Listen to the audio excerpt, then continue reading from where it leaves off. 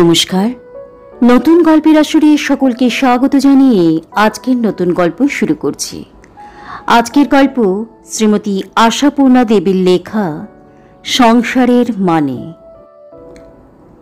চন্দনের সদ্য কলেজ বন্ধু স্বরূপ চন্দনের পড়ার ঘরে ঢুকে কাঁধের একটি বিশেষ ভঙ্গি করে বলে, এই তোদের বাড়ির ওই বুড়োটা কে রে? বিরাট একটা বাজারের থলি নিয়ে ঢুকছিল, আমার দিকে যা অগ্নিদৃষ্টি হানল না। উফ বাবা, যেন বুঝে ফেলেছে আমি এসে আড্ডা মেরে তোর পড়ার 12টা বাজাবো। কি পুরাতন ভৃত্য নাকি? সঙ্গে সঙ্গে চন্দনের মাথার মধ্যে একটা বিদ্যুতের ঝিলিক খেলে যায়। চন্দনের রাগে ব্রহ্মাণ্ড জ্বলে যায়। এই বুড়োই তাদের প্রেস্টিজটা পাংচার করবে একদিন। বাজারের থলি বইবার জন্য স্পেশাল একটা বাচ্চা চাকর রেখে দেওয়া হয়েছে, তবুও ওনার সেই বিরাট থলি বয়ে আনা বন্ধ হয় না। আর পড়বি তো পর, স্বরূপের চোখেই পড়তে হলো। কিন্তু স্বরূপের প্রশ্নটাও আবার এমন সোজাসুজি আর তীক্ষ্ণ যে পাশ কাটিয়ে উত্তর দেওয়া যায় না। কিন্তু বলতে তো পারে না যে হ্যাঁ ওই পুরনো চাকর। অতএব বেজার মুখ করে বলে, আর বলিস না, বুড়ো ভদ্রলোক হচ্ছেন বাবার জ্যাঠামশাই। হ্যাঁ, বাবার জ্যাঠামশাই? স্বরূপ কথাটা এমনভাবে উচ্চারণ করে যেন ওই শব্দটা ও জীবনে এবার প্রথম শুনল। তারপর ওইভাবেই বলল, মানে তাহলে তোর কে হলো? চন্দন স্বরূপের এই অজ্ঞতায় আশ্চর্য হলেও স্বরূপের আধুনিকতায় মুগ্ধ হয় আর দুঃখিত হয় নিজের দৈন্যতায়। চন্দনের বাড়িতে সম্পর্কের কি জটিল জাল, অথচ সব মুখস্থ করে রাখতে হয় চন্দনকে। চন্দন যতটা সম্ভব বেজার গলায় হাত দুটো বিচিত্র কায়দায় উল্টে বলে, আমার আর কে হলো, ওই দাদুই বলা চলে, তাই বলি আর কি। দুখানি মাল আছেন আমাদের বাড়িতে, বুঝলি? একটি বাবার ওই জ্যাঠামশাই, আর একটি হচ্ছেন বাবার পিসিমা। এই দুটি প্রবল প্রতাপ ভাই বোনের রাজ্যে প্রজামাত্র হয়ে থাকতে হয় আমাদের। তা ভালো, তা তোদের বাড়ির লোক সংখ্যাও তো বিরাট। হ্যাঁ, তা বিরাট। আমি তো নিজেই জানি না সঠিক কত লোক আমাদের বাড়িতে। তোকে দেখলে না আমার খুব হিংসে হয়। শুধু মা বাবা আর তুই, একদম আইডিয়াল। স্বরূপ একটু আত্মস্থ হাসি হেসে বলে, সেসব কিছু না হলেও অমন অগ্নিদৃষ্টি হানবার কেউ নেই আমার ওপর। তা হ্যাঁ রে, বুড়ো খুব বকে, তাই না? দেখেই বোঝা যায়। হ্যাঁ, সারাক্ষণই বকতে থাকে, কেউ কান দেয় না তবু বকে। অদ্ভুত মেন্টালিটি। আর বাজার বইবার জন্যে স্পেশাল একটা বাচ্চা চাকর রাখা হয়েছে, তবু নিজে বইবে। দেখলি তো, নিজেই তো দেখলি তুই। এরপর রাস্তায় একদিন পড়ে টরে গেলে কি কেলেঙ্কারি হবে সে খেয়াল আছে? জাগে জাগে মুরগে, তুই টিকিটটা কেটেছিলি তো কাল? আরে হ্যাঁ হ্যাঁ, টিকিট না কেটে কি আর এসেছি আমি? স্বরূপ প্যান্টের পকেট থেকে মেট্রোর দুখানা টিকিট বার করে টেবিলের ওপর রাখে। চন্দন বলল, তোর কাছেই থাক, আমি ঠিক সময় হাজির হয়ে যাব। তুই সামনেই থাকিস, এখন টিকিটটা তোল। কেন রে, ধরা পড়ে যাবার ভয়? মনে মনে লজ্জিত হলেও চন্দন তার দৈন্যতা স্বীকার করে বলে, আশ্চর্য কিছু নয়, আমাদের বাড়িটি এক অদ্ভুত, ও তোর মাথায় ঢুকবে না। বড়দাদু যে বাড়ির তরুণ ছেলেদের অজ্ঞাতসারে তাদের ড্রয়ার এবং তাদের প্যান্টের পকেট তল্লাশি করেন, এটার প্রকাশ করতে পারে না চন্দন। গল্পও করতে পারে না যে ওইভাবেই তল্লাশি করে তিনি চন্দনের মেজো কাকার ছেলে রঞ্জনের পকেট থেকে সিগারেট আবিষ্কার করে কি শোরগোলি না ফেলে দিয়েছিলেন বাড়িতে। আর এটা তো মেট্রোর এ মার্কা ছবি। তা বয়স হিসেবে এরা এ মার্কার কান ছুঁই ছুঁই, কিন্তু বাড়ি হিসেবে চন্দন এখনো ছোট, কাজেই এই টিকিটটি চন্দনের পকেট থেকে কিংবা ড্রয়ার থেকে বেরোলে আর রক্ষে থাকবে না। তাই চন্দন বলে, ছাড়, ওসব প্রসঙ্গ বাদ দে। তাই এ ঘরে ওসব প্রসঙ্গ বন্ধ করলেও বাড়ির ঘরে ঘরে ওই প্রসঙ্গই চলে। চন্দনের মেজকাকির ঘরে মেজকাকির দিদি অন্য সব প্রসঙ্গ ছেড়ে মুচকি হাসি হেসে বলেন, এই 5 বছর পরে কলকাতায় এলাম, কত দিকে কত পরিবর্তনই তো চোখে পড়ল, কিন্তু হেনা, তোর শ্বশুরবাড়িটি সেই আদি এবং অকৃত্রিমই রয়ে গেল। বাবা, সেই তোর পিসি শাশুড়ি বুড়ি পিঠ কুজো করে বসে কুটনো কুটছে, আর সেই তোর জ্যাঠ শ্বশুর বুড়ো কাছে বসে বসে তামাক খাচ্ছে আর বোনের সঙ্গে বাজার দরের গল্প করছে। এখনো সেই ভাড়ার ঘরের দেওয়াল ভর্তি ঝুড়ি, চুপড়ি, কুলো, ডালা, আর প্রকাণ্ড সেই চৌকির ওপর আদিকালের সব হাড়ি কলসি। উফ বাবা, ভাড়ার একেবারে থই থই করছে। তা বলি, সংসারটা কি একটু আধুনিক হবে না কোনোদিনও? ওনারা 2টি কচি ভাই বোন মিলেই চিরটাকাল সংসার করে যাবেন, নাকি তোরা শ্রী বুদ্ধু সেজে থাকিস? মেজবউ হেনা দিদির এই ধিক্কার বাণীতে ক্ষুব্ধ হয়, লজ্জিতও হয়। আক্ষেপের গলায় বলে, কি আর করব বল দিদি, চোখ কান নিয়েও বুদ্ধ বনে বসে আছি। ওরা এখনো বজ্রমুষ্টিতে এই সংসার আগলে বসে আছেন, দেখছিসই তো। জ্যাঠ শ্বশুরও বাজার করা ছাড়বেন না, আর পিসির শাশুড়িও ভাড়ার ঘরের দখল ছাড়বেন না। আমাদের তো আবার কিছু ছোবারই উপায় নেই, ছুলেই নাকি সব অশুদ্ধ হয়ে যাবে।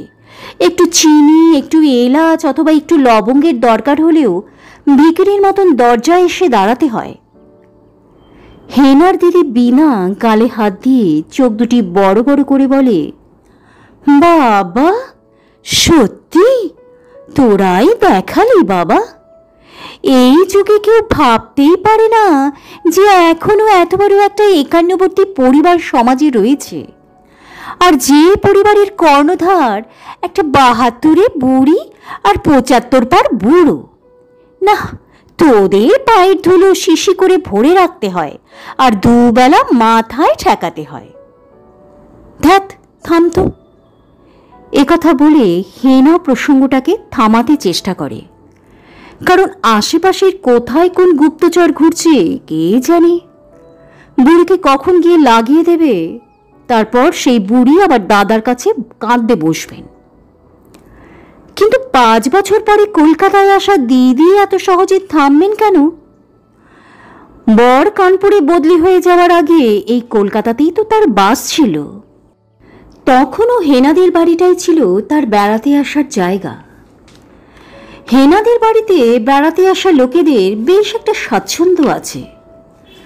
যা খুশি তাই করো, যত্রতত্র যাতায়াত করো, কেউ কিছু বলবার নেই। তাছাড়া বিছানায় অঙ্গ ঠেলে গড়াগড়ি দিয়ে সারাদিন গল্প করো, ঘুম মারো, তাস খেলো, যা প্রাণ চায় তাই করো। তাস খেলার খেলুড়েরও অভাব হয় না কখনো। এছাড়া আসা মাত্রই নানাবিধ আতিথেয়তা, গেরস্থের কুটুম হিসেবে এক প্রস্ত, আবার হেনার কিছু স্পেশাল আতিথেয়তা। দেরি হয়ে গেছে, খেয়ে যাও। রাত হয়ে গেছে, বেশ তো, আজ থেকে যাও, এই সব আর কি। ওই বুড়ি পিসি যখন ভাঙা ভাঙা গলায় বলে, বড় মেয়ে, বোনের সঙ্গে একসঙ্গে বসে 2টো মাছ ভাত খেয়ে যাও না মা, তখন বিনার হাসিও পায়, আবার মজাও লাগে। তা হেনাদের বাড়িতে এগুলো বেশ ভালো, কিন্তু এখনো যে ওর বুড়ো জ্যাঠা শ্বশুর বাজারের থলিটি আগলে বসে আছে, আর ওর বুড়ি পিসি শাশুড়ি ভাড়ারটি মুঠোয় চেপে বসে আছে, সেটা বিনার কাছে অসহ্য লাগে। বিনা জিজ্ঞেস করে, হ্যাঁ রে হেনা, এখনো তোদের রান্নাঘরে মুরগির ডিম ঢোকে না? হেনা নাক সিটকে বলে, পাগল, ছায়াও ঢোকে না। অগত্যা সকলেরই ঘরে একটা করে স্টোভ রয়েছে, আর টুকিটাকি কিছু সরঞ্জামও রয়েছে। তাহলে এখনো সেই শাক, বেগুন, কচু আর মোচার রাজত্বেই আছিস, কি বল? হ্যাঁ, তাছাড়া আর কি। তার মানে ওনাদের স্বর্গপ্রাপ্তি না হওয়া পর্যন্ত তোরা কেউ আর নিজেদের ইচ্ছে মতন কিছু করতে পারবি না, তাই তো? হেনা মুখটা বাঁকিয়ে বলে, তার আগে আমাদেরই স্বর্গপ্রাপ্তি ঘটে কিনা দেখো। এমন সময় নিচতলা থেকে তাদের ঝি শরতের মা এক থালা খাবার আর চা নিয়ে ওপরে এলো। শরতের মা এই সংসারের রাত দিনের কাজের লোক।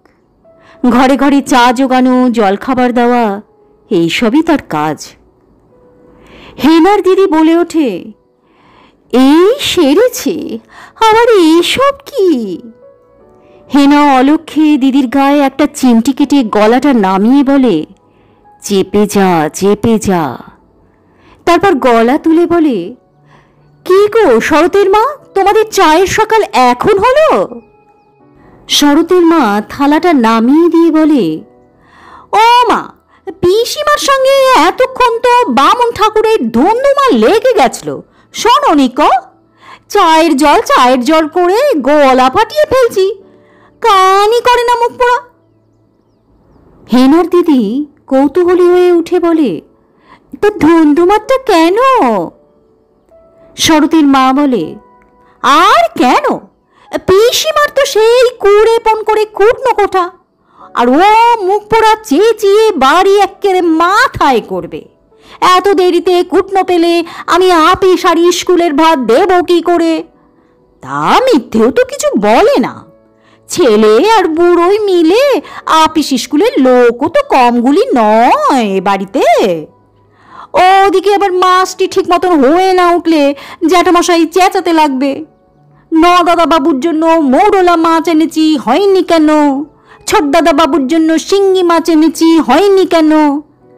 আর তাতেই লেগে যায় বামুন ঠাকুরের সঙ্গে। ও মা, এই এত বড় গোষ্ঠীর কুটনো বুঝি ওই বুড়ো মানুষের ঘাড়ে? ও মা, সে কি কথা? আহা, ওর আর এসব করবার ক্ষমতা আছে নাকি? তা হ্যাঁ রে হেনা, তোরা কেউ খ্যাচ খ্যাচ করে কুটনোটা কুটে দিয়ে আসতে পারিস না? শরতের মা মুচকি হেসে বলে, তাহলেই হয়েছে আর কি। মেজ বৌদিদি বুঝি কিছু বলেনি কো তোমায় বদ্দিদিমুনি? ও বুড়ি প্রাণ ছাড়ার আগে বটিটি ছাড়বে না কো। তাছাড়া খ্যাচ খ্যাচ করে কাটবেই বা কি? জ্যাঠামশাইয়ের বাজার তো, এই তো আজই দেখো গে না, ডুমুর, মোচা, থোর, পাট শাক, গিমের শাক, কলমি শাক, সজনে ডাঁটা, ওহ বাবারে বাবারে বাবা। হেনার দিদি বিনা বলে ওঠে, তা কে ভালোবাসে এসব? আজকালকার ছেলেরা তো মাংসটি আর ডিমটি ছাড়া খেতেই চায় না। শরতের মা বিজ্ঞ হাসি হেসে বলে, হে বাড়িতেও তাই গো বদ্দিদিমুনি, বৌদিরা ছেলেপুলেরা তো ওসব কেউ পাতেই নেয় না। ভালোবাসে ওরাই দুটি ভাই বোন, কিন্তু সে কথা তো স্বীকার পান না। কে বলি সবাইকে জ্বালাতন করবে, এটা খেলে পেট ভালো থাকে, ওটা খেলে মাথা পরিষ্কার হয়, এটা খেলে চোখের জ্যোতি বাড়ে, ওটা খেলে ঘুম ভালো হয়, এই আর কি। এরই মধ্যে হেনা বলে ওঠে, বাবা, তুই তো দেখছি সব মুখস্থ করে ফেলেছিস। ঠিক আছে ঠিক আছে, যা এখন। শরতের মা চলে যায়। বিনা বলে, হ্যাঁ রে, এই মাত্র তোর কাছে চা, ডিম, টোস্ট, কলা, মিষ্টি এসব গিললাম, আবার এখন এই রাজ্যের সিঙ্গারা আর কচুরি, এত খেতেই পারবো না। হেনা বলে ওঠে, ওই তো শাস্তি রে দিদি, বাজারের ওই অখাদ্য খাবারগুলি এবারের ব্রেকফাস্ট, অথচ ছেলেমেয়েরা তো কেউ খেতে চায় না, তাদের জন্য লুকিয়ে ডিম টোস্ট করে মরি। ও মা, তা লুকিয়ে কেন? বারে, ওগুলো খেলে আবার জামা কাপড় অসুচি হয়ে যাবে না? বাবা, তোরা এখনো এভাবেই চালাচ্ছিস? হ্যাঁ, তা চালায় সত্যি তারা এভাবেই, কিন্তু অসন্তোষের আগুন ধুমায়িত হয়ে আছে। শুধু যেন একটা বাতাসের অপেক্ষা। ভাইপোরা বলে, জ্যাঠামশাই, আপনি আর কতকাল খাটবেন? আমরা তো কিছুই শিখলাম না। জ্যাঠামশাই স্নেহ কোমল হাস্যে বলেন, শিখবি বাবা, শিখবি। আমি মরলে তবে শিখবি। বাহ, আপনি মরলে আর দেখবেন কি করে আমরা কিভাবে সংসার চালাচ্ছি? কেন, ওপর থেকে দেখব। একথা বলে নিত্যশরণ হা হা করে হাসেন। ওরা তবু বলে, না না, এটা খুব অন্যায় হচ্ছে, এখন আমাদের ওপর একটু ছেড়ে দিয়েই দেখুন না। এদিকে অন্দরে ভাইপো বউরা বলে, আপনার এই হাঁটুতে ব্যথা, কোমরে কষ্ট কেন এত খাটেন পিসিমা? আমরা তো বড় হয়েছি, এখন আপনার নাত বউরাও এসেছে, আপনি ইচ্ছে মতন ঠাকুর ঘরে বসে থাকুন, পায়ের উপর পা দিয়ে আরাম করুন। নিভাননী হেসে উঠে বলে, ঠাকুর ঘরে আর কতক্ষণ বসে থাকবো রে? 10 বারের বেশি জপ করতে গেলে মনটা যে ছটফট করে ওঠে। ভাইপো বউরা তবু চেষ্টা করে বলে, কিন্তু লোকে তো আমাদের নিন্দে করে, বলে বুড়ো মানুষের ঘাড়ে সংসার চাপিয়ে আমরা নাকি আয়েশ করি। নিভাননী ভাঙ্গা গলায় খ্যারখেরিয়ে ওঠেন, কে নিন্দে করে রে? হ্যাঁ, আমার ঘরে বউদের মতন কটা বউ আছে?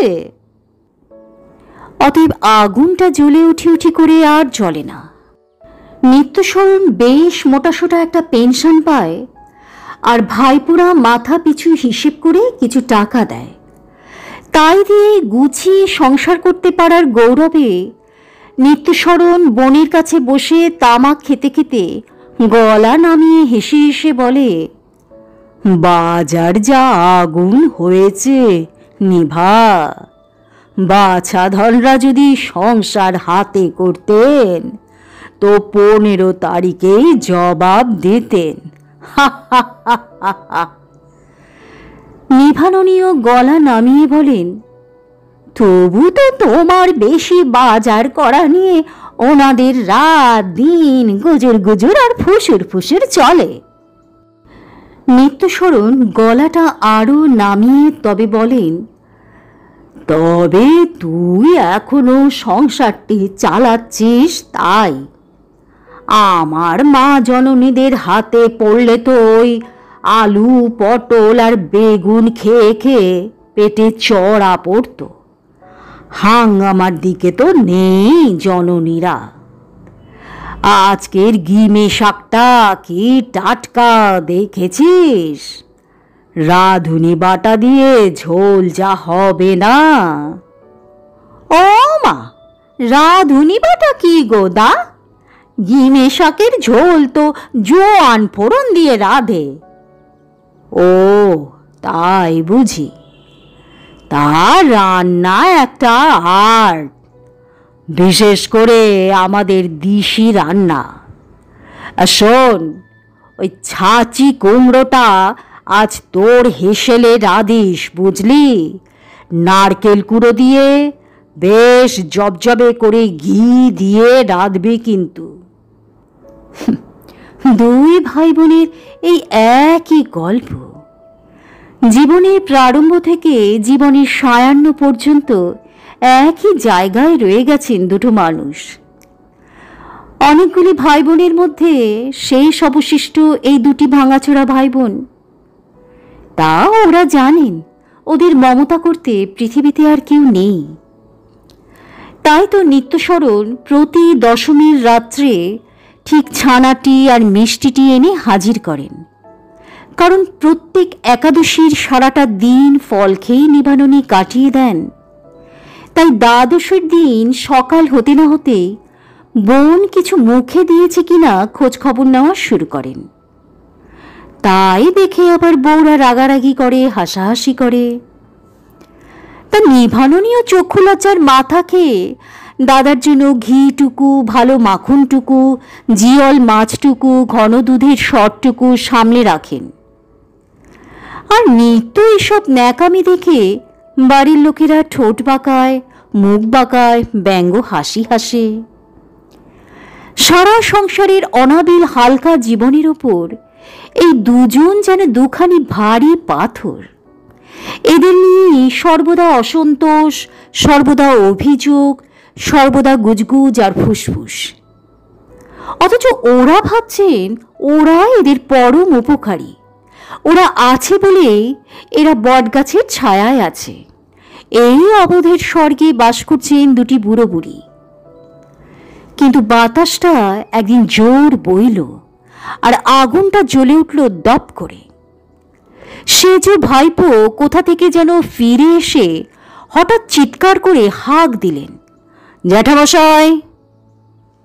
জ্যাঠামশাই তখন থলি থেকে মেথি শাকের গোছা বার করতে করতে বলছিলেন, খাওয়া দাওয়া এবার ছেড়ে দিতে হবে, বুঝলি নিভা।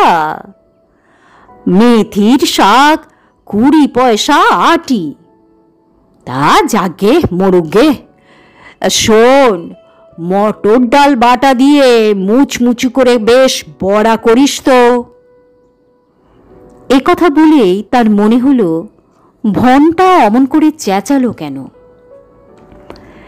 কিছু বুঝে উঠবার আগেই ভনটা তার জ্যাঠামশাইয়ের সামনে এসে হাজির হলেন। আপনি আজ ওই ছোড়াকে না নিয়ে আবার একা একা বাজারে গিয়েছিলেন?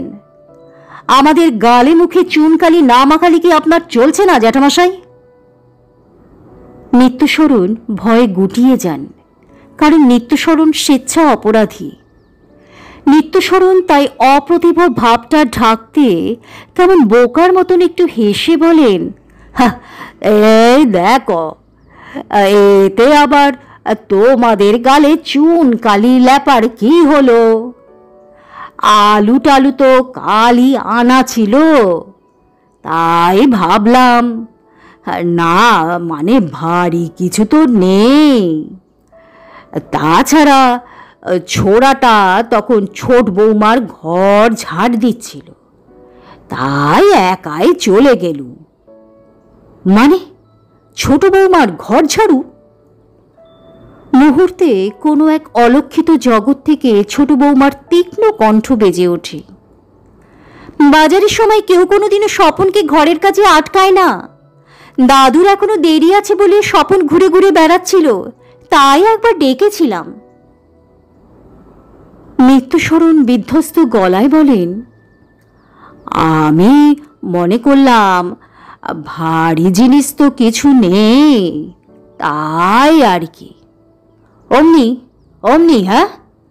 ভনটা অগ্নিমূর্ত হয়ে বলেন, ওই থলেটা, ওইটা বয়ে নিয়ে আসেননি আপনি? হ্যাঁ, চুল কেটে সেলুন থেকে ফিরছি, রাস্তায় ধীরাজবাবুর সঙ্গে দেখা। ভদ্রলোক আমাকে বলল কি না, নীতিশবাবু, আপনাদের ওই অত বড় সংসারের বাজারটা আপনারা কেউ করলে ভালো হয় না। আপনার জ্যাঠামশায়ের তো বয়স হয়েছে এখন, কোন দিন রোদ টোদ লেগে রাস্তায় পড়ে টড়ে যাবেন। সেদিন তো দেখলাম বাজারের মধ্যে এক আলুওয়ালার দোকানে বসে হাঁপাচ্ছেন। তাই এই কথাটা শুনে আমার মাথাটা কি কাটা গেল, বুঝতে পেরেছেন জ্যাঠামশাই আপনি? হ্যাঁ? নিত্যশরণ ফ্যাকাশে গলায় বলে, কবে আবার আলুওয়ালার দোকানে? হ্যাঁ, যত সব বানানো কথা। রকচটা ভনটা ক্ষুব্ধ গলায় বলে ওঠেন, আপনি কি চান? একদিন স্ট্রোক হয়ে রাস্তায় পড়ে কেলেঙ্কারি বাঁধান আর আমাদেরকে লোকে ছিচি করুক? তা করবেই তো, বলবে ভাইপো বলেই এমন অবহেলা, ছেলে হলে কি আর পারত? যাক, ওসব কথা বাদ দিন। আজ আমি এই দিব্যি দিলাম আপনাকে, আর বাজারে যেতে পারবেন না আপনি। হ্যাঁ, বাজারে যেতে পারবো না আমি? তুমি দিব্যি দিচ্ছ আমায়? হ্যাঁ হ্যাঁ দিচ্ছি। আপনার যদি ধারণা হয়ে থাকে যে আপনি বাজারে না গেলে কেউ খেতে পাবে না, তবে আপনার সেই ভুল ধারণাটা ভাঙা উচিত। কাল থেকে সকালবেলা পার্কে যাবেন, কাগজ পড়বেন, তামাক খাবেন, ব্যাস। কি?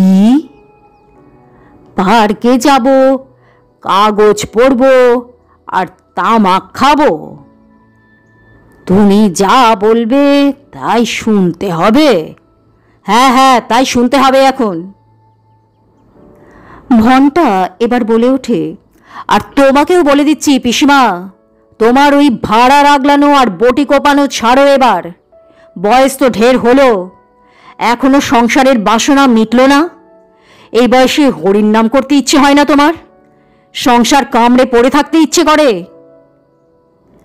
নিভারণী কুজো পিঠ সোজা করে ক্ষুব্ধ গলায় বলে ওঠেন, সংসারের বাসনায় সংসার করি আমি? তোদের কোনো উপকারে লাগি না আমি? হ্যাঁ, তোদের এতটুকু রেখে যখন তোদের বাপ মা দুই গেল, তোদের যে গলায় গাঁথলাম তখন আমি, সে বুঝি আমার সংসারের বাসনায়? হ্যাঁ? এই ধরনের কথা ভাইপোরা যে আগে কখনো বলেনি তা নয়, সবাই বলেছে, কিন্তু সেটা হেসে হেসে, তাতে এমন ধার ছিল না। কিন্তু আজকের পরিস্থিতিটা অন্য। আজকের অভিযোগটা রূঢ়, তাই রূঢ় হলেন নিভাননীয়। রূঢ় হলেন দাদার ফ্যাকাশে মুখটার দিকে তাকিয়ে। ভাইপো অবশ্য এই রূঢ় উত্তরটার জন্য প্রস্তুত ছিলেন না।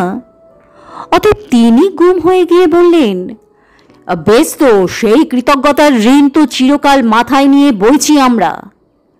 যখন দরকার ছিল তখন খেটেছেন, এখন আর দরকার নেই, এখন খাটবেন না, এখন বিশ্রাম করবেন।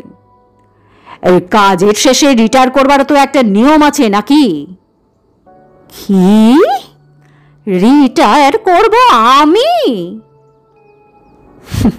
সত্যি তো, রিটায়ার করতে হবে নিভাননীকে? ভাড়ার দেখবেন না, কুটনো কুটবেন না, কে কি খাচ্ছে না খাচ্ছে, কে কি পাচ্ছে না পাচ্ছে তা দেখবেন না? তবে কি নিয়ে থাকবেন নিভাননী? দাদা বাজার যাবেন না, তিনি নিচে নামবেন না, এ কি মামদোবাজি নাকি? দাদা কি শুধু তোদের টাকায় বাজার করে নাকি? দাদা যে মাস মাস মুঠো মুঠো পেনশন পায়, সেটা গোজে না তোদের সংসারে? ঢিলের বদলেই বোধহয় পাটকেল আসে, মন্দ কথার বদলেই হয়তো মন্দ কথা আসে। নচেত এমন নীচ কথা নিভাননী তো কখনো ভাবেননি আগে। নিভাননী একবার চারদিকে তাকিয়ে দেখে নেন, গোলমাল শুনে বাড়ির অনেকেই নিচের তলায় নেমে এসেছে। মেজ বৌমার দিদির গোলগাল ফর্সা মুখটা একেবারে চোখের সামনে। নিভাননী কি নিত্যস্মরণের মতন শুধু ফ্যালকা মুখে তাকিয়ে থাকবেন? নিভাননী কি ওই মুখগুলোর সামনে নিজের মুখটা বজায় রাখবেন না? তাই তো, তাই নিভাননী বড় লাউটা বাগিয়ে ধরে দুখানা করতে করতে বললেন, সকালবেলা ফ্যাচ ফ্যাচ করতে আসিস নে তো ঘন্টা। আমার উপর রিটায়ারের আইন জারি করতে এসেছে। বলি, আমি তো আর রাস্তার মাঝখানে স্ট্রোক হয়ে পড়ে তোদের মুখে চুন কালি দিতে যাচ্ছি না। মরি তো এই বাড়ির উঠোনেই মরব। এখন যা দেখি, কাজের সময় গোল করিসনি। এই ভাষাতেই অভ্যস্ত নিভাননী। এইভাবেই বড় বড় ভাইপোদের সঙ্গে তিনি কথা বলেন, তারা মানুক আর না মানুক। ঘণ্টা বোধ করি অভ্যাসবশতই এই কথার পর চুপ করে যায়। কিন্তু হঠাৎ বীণা পানি, অর্থাৎ মেজ বউ হেনার দিদি বীণার মিহি কণ্ঠ ধ্বনিত হয়, তাই এটা পিসিমা আপনার অন্যায় কথা। চিরটাকাল কি শুধু আপনারা দুই ভাই বোনই রাজত্ব করবেন? ছেলে বউরা তো বুড়ো হতে চলল, তারা কি কোনোদিনও সংসার করবে না? আপনি আগলে রাখবেন চিরটাকাল? কি কি বললে মেজ বৌমার বোন? হঠাৎ যেন প্রচণ্ড একটা ভূমিকম্প ঘটে যায়, তোল পার হয়ে যায় মাথা থেকে পা পর্যন্ত। এই সংসারে নিভাননীর ভূমিকা হিতকারীর নয়, অপকারীর। নিভাননীর সারা জীবনের ক্লেশ, শ্রম, প্রাণপাত আর ত্যাগের চেহারা তাহলে এই? নিভাননীর সব জোর ফুরিয়ে যায়। তিনিও তার দাদার মতোই আলগা ফ্যাকাশে গলায় বলেন, আমি ওদের সংসার করতে দিই না, আমি সব আগলে রাখি। রাখেন কিনা নিজেই একবার ভাবুন না পিসিমা। একথা বলে বিনাপানি সেখান থেকে সরে যায়। কিন্তু ভাববেন নিভাননী কোন মাথাটা দিয়ে, সবটা যে তার তালগোল পাকিয়ে যাচ্ছে। নইলে নিভাননী তো বলতেই পারতেন, এই বটিটায় যদি সংসার হয় তো এই ছাড়লাম, আর আগলে রাখবো না। কিন্তু কই, নিভাননী তো তা পারলেন না বলতে। বসে বসে সেই লাউটাই তো কুচোতে লাগলেন সুপুরি কুচোনোর মতন সরু সরু করে। এটাতেই তো তিনি চির অভ্যস্ত। নমস্কার, আজকের গল্প এখানেই শেষ হলো। গল্পটি যদি ভালো লেগে থাকে প্লিজ একটি লাইক করে প্লিজ চ্যানেলটিকে সাবস্ক্রাইব করে পাশে থাকবেন। ধন্যবাদ।